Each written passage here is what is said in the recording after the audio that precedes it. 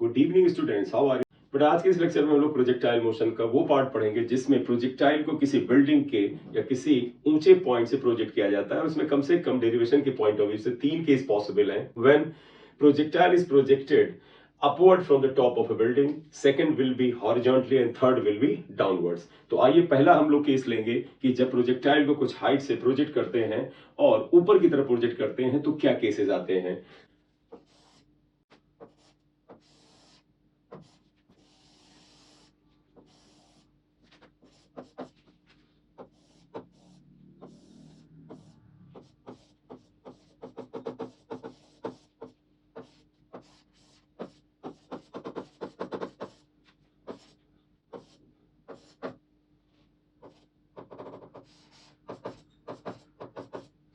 देखिए, एक बिल्डिंग की हाइट h है, इसके हाईएस्ट पॉइंट O से u स्पीड से एक पार्टिकल को प्रोजेक्ट किया जाता है। इसके हम दो कंपोनेंट बना सकते हैं बेटा। x एक्सिस पे component ux equal to u cos theta, y axis पे component ui equal to u sin theta. सबसे पहले हमें निकालना what is the time of flight, particle को यहां से यहां तक आने में टाइम कितना लगेगा। तो first thing we have to find out time of flight. Time of flight means क्या होता है, time from O to O dash, यहां से यहां तक आने का टाइम क्या हो। सबसे इंपॉर्टेंट चीज बेटा यहां पर है कि जब पार्टिकल O से O डैश तक आता है तो उस समय वर्टिकल में यानी y एक्सिस पे वो कितनी दूरी तय करता है, यहां से यहां तक आने में y एक्सिस पे जो दूरी तय करता है वो h के बराबर है। तो अगर यहां से यहां तक आने में बेटा y एक्सिस पे डिस्प्लेसमेंट h है और टाइम हमें पता करना है, तो इसके लिए बेस्ट फिट इक्वेशन होगी h equal to u t plus half GT²। और इस इक्वेशन को अगर हम y एक्सिस पे लगा दें तो u को uy कर दीजिएगा और g आपको पता है कि बेटा हमेशा y एक्सिस पे डाउनवर्ड डायरेक्शन में लगता है, इसलिए उसको हम माइनस में लेते हैं। यहां पर अगर हम h की ये वैल्यू सब्स्टिट्यूट कर दें uy वगैरह की, तो हमारा जो आंसर है वो t का आ जाएगा, क्योंकि एक्चुअल हमारा जो पर्पस है वो टाइम ऑफ फ्लाइट को पता करना है।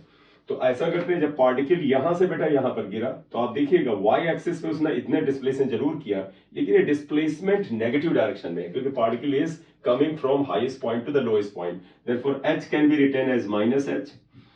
uy आप देखिए ये है आपका, ये ऊपर की तरफ है तो प्लस लिख दीजिएगा u sin थीटा।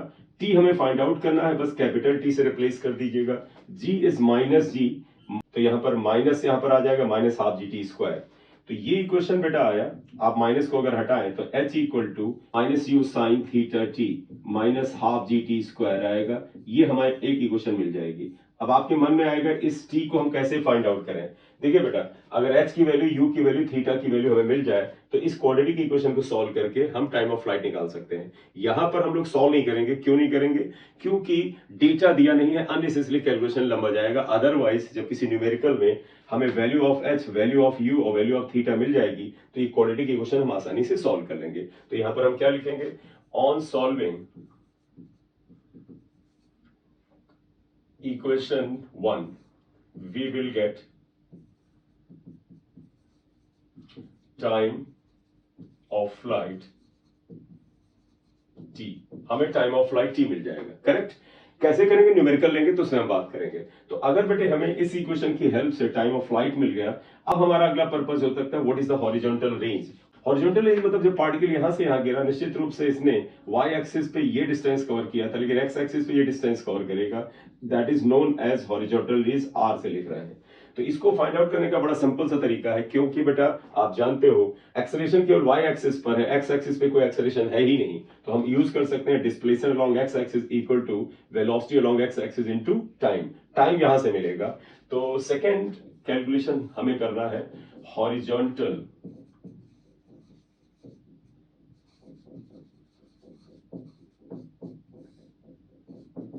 हमें बेटा अब हॉरिजॉन्टल रेंज फाइंड आउट करना है। You can write r equal to बेटा वेलोसिटी अलोंग x एक्सिस, क्योंकि x एक्सिस पे पार्टिकल कितना मूव करेगा इसको केवल वेलोसिटी का x कंपोनेंट कंट्रोल करेगा, which is equal to ux।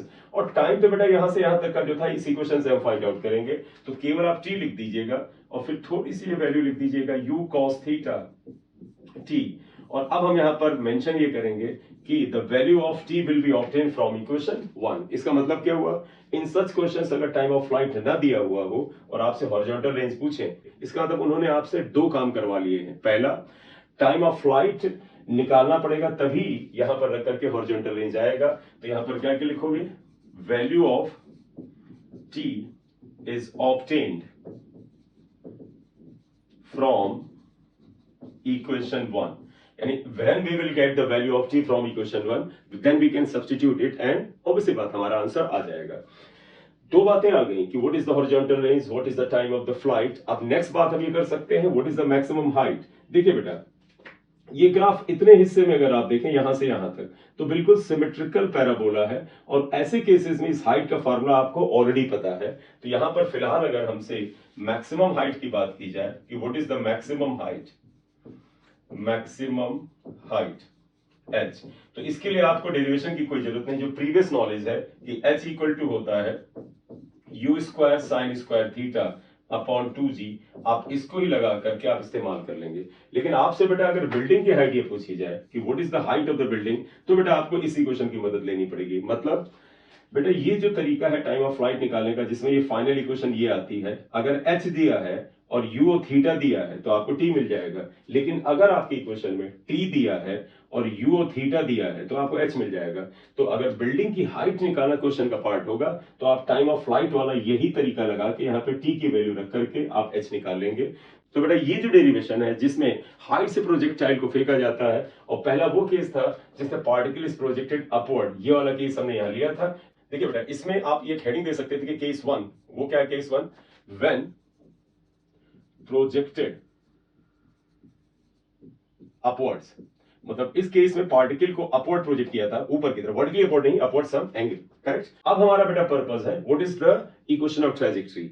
Equation of trajectory निकालने के लिए आपको ऐसे करना चाहिए, पार्ट 4, इक्वेशन ऑफ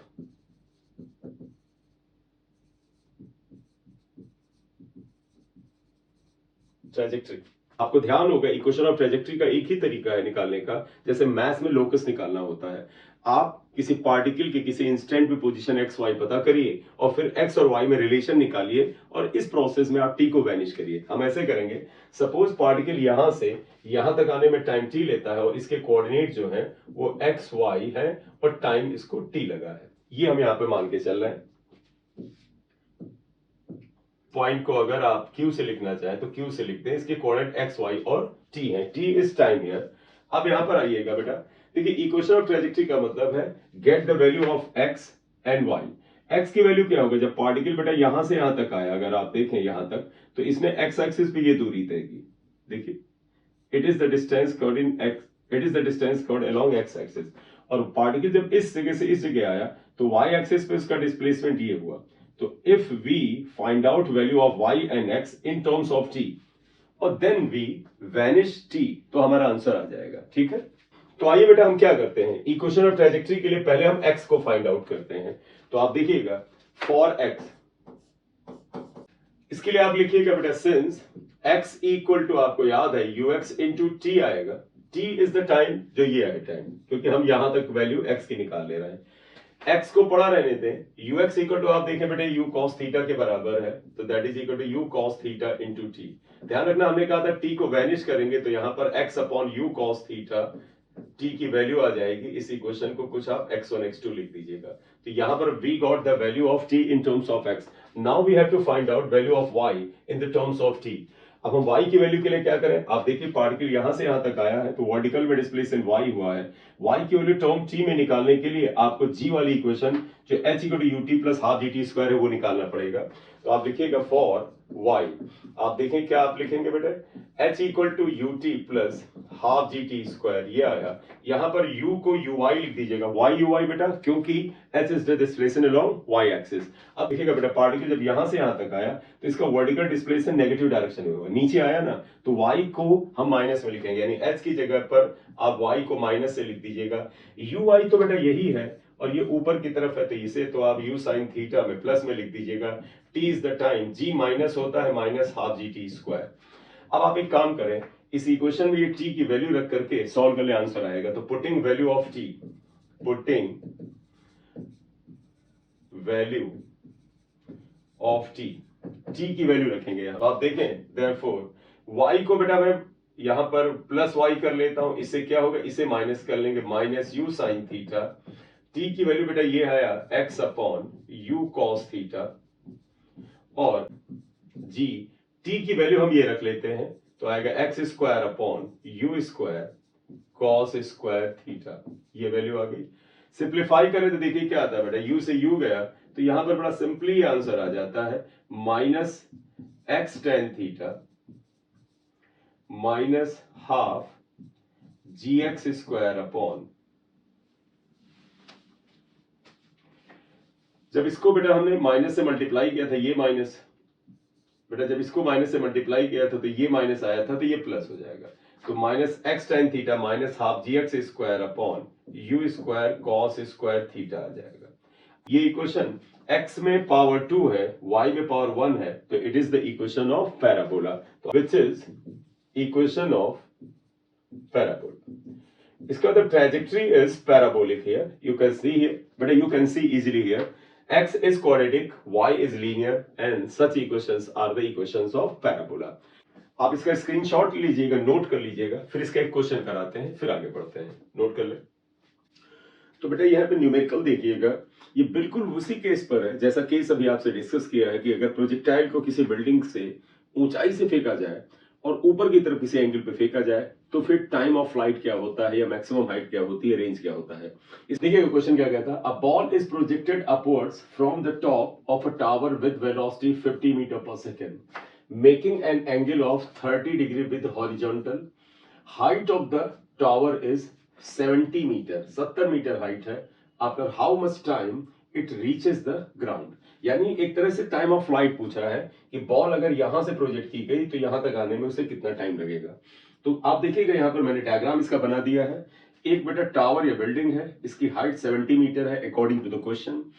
इसके हाईएस्ट पॉइंट से वेलोसिटी 50 मीटर पर सेकेंड से और 30 डिग्री एंगल पर इस पार्टिकल को प्रोजेक्ट किया जा रहा है। आप देखें पार्टिकल यहां से जाएगा और जब जमीन पे आएगा तो इन्होंने कहा है कि O से O डैश तक आने का जो टाइम है वही हमें फाइंड आउट करना है। G यहां पर नीचे की ओर होगा, इसको -10 ले लीजिए क्योंकि डाउनवर्ड है और डाउनवर्ड डायरेक्शन में जो भी वेक्टर होते हैं उन्हें हम माइनस लेते हैं। अगर u का बेटा u का कंपोनेंट कर ले तो x component is 50 cos 30 and y component is 50 sin 30 आएगा। आइए हम बेटा टाइम ऑफ फ्लाइट के लिए हाइट का इस्तेमाल करेंगे। आपको ध्यान होगा कि अगर पार्टिकल यहां से यहां तक आता है तो वर्टिकल में वो इतनी दूरी तय करता है और टाइम कितना लेता है वो अपन को निकालना है। तो अगर हम यहां पर ये इक्वेशन यूज करें h equal to ut plus half G T square, इसको इस्तेमाल करते हैं। इसमें h इक्वल टू क्या है बेटा, देखिए h इक्वल टू -70 है। साइन का ध्यान रखना बहुत जरूरी है। -70 क्यों, क्योंकि पार्टिकल जब यहां से यहां तक गिरेगा तो y एक्सिस पर इसका डिस्प्लेसमेंट कितना होगा 70 में, लेकिन नेगेटिव डायरेक्शन में होगा -70। u यहां पर uy है, uy अगर आप देखें तो बेटा 50 sin 30 अपवर्ड है तो प्लस होगा, 50 sin 30 it is in upward direction. और t जो है बेटे वो अपने बेटा t जो है वो अपने को निकालना है, प्लस हाफ g को -10 आप यहां पर रख दें क्योंकि इट इज -10, t अगेन हमें निकालना है। थोड़ा सा सिंप्लीफिकेशन करें, यहां पर देखिएगा sin 30 हाफ होता है तो ये इक्वेशन आ जाएगी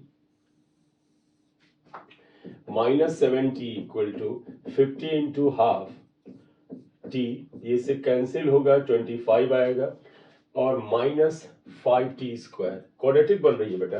देखिएगा -70 equal to 25t -5t square. इस इक्वेशन को 5 से डिवाइड कर दीजिए, थोड़ा सिंप्लीफाई हो जाएगा, तो 5 से डिवाइड करें तो -14 equal to 5t -t square आया। क्वाड्रेटिक बना लें, इसको इधर ले आइए, t square -5t -14 equal to 0। अगर आप इस क्वाड्रेटिक को सॉल्व कर लेंगे तो आपका रिजल्ट आएगा। आप देखिए क्या कोई फैक्टर हो सकता है 14 और 1 का कोई फैक्टर हो सकता है, 7 2 जा 14, 5 आ जाता है। तो देखो बेटा t स्क्वायर यहाँ पर -7t लिखिएगा प्लस 2t लिखिएगा क्योंकि 7 2 जा क्या होता है 14 और -14 इक्वल टू 0। t को कॉमन ले लीजिएगा तो ये आएगा t -7 और यहां पर 2 को कॉमन ले ले तो t -7 यहां पर आ गया, ये आ गया, ये 14 है बेटा इक्वल टू 0। तो t प्लस 2 t -7 ये हमारे फैक्टर बने। इनमें से देखें बेटा t प्लस 2 अगर 0 हुआ तो t की वैल्यू -2 आया, ये हो नहीं सकता। क्यों? क्योंकि टाइम नेगेटिव नहीं हो सकता है, तो ये हमारे लिए यूजलेस हो गया। t -7 इज इक्वल टू 0 है, तो इसका मतलब t इक्वल टू 7 सेकेंड आ जाएगा। तो time of flight will be equal to 7 second. तो ये बेटा आप देखिएगा इस क्वेश्चन में कि टाइम ऑफ फ्लाइट ऐसे केस में जिस बेटा पार्टिकल को बिल्डिंग की हाइट से फेंका जाता है, यहां पर हम इसे कैसे करते हैं। इसमें टाइम ऑफ फ्लाइट का जो आपका ट्रेडिशनल फार्मूला था, जो कि बेटा एक सिमेट्रिकल पैराबोला टाइप के प्रोजेक्टाइल में बनता था, जिसमें आपको याद हो अगर u यहां पर होता था, ये थीटा होता था, तब यहां से यहां आने तक का टाइम ऑफ फ्लाइट का formula 2u sin theta upon g होता था। वो फार्मूला बेटा केवल उन्हीं केसेस में लगेंगे जिस केस में पार्टिकल जिस लेवल से फेंका गया उसी लेवल पे आके गिरता है। और अगर पार्टिकल बेटा इस लेवल से फेंका गया, नीचे गिरा, या यहां से फेंका गया और ऊंचाई पे पहुंच गया, तो ऐसे केस में आपको 1D की इक्वेशंस को लगा करके सिंपलीफाई करना चाहिए। प्रिकॉशन बस ये है कि एक्स एक्सिस पे इक्वेशन अलग लगाएंगे, वाई एक्सिस पे अलग लगाएंगे, और साइन रूल का ध्यान रखेंगे, हमारा आंसर अपने आप सही आ जाएगा। तो इस वीडियो में बेटा इतनी बात करेंगे। अगर आप इस चैनल पे नए हैं तो काइंडली से सब्सक्राइब कर दीजिएगा, लाइक कर दीजिएगा, अपने फ्रेंड सर्किल में से शेयर करिए। Thank you very much for watching the video. This is M Singh sir here. Thank you.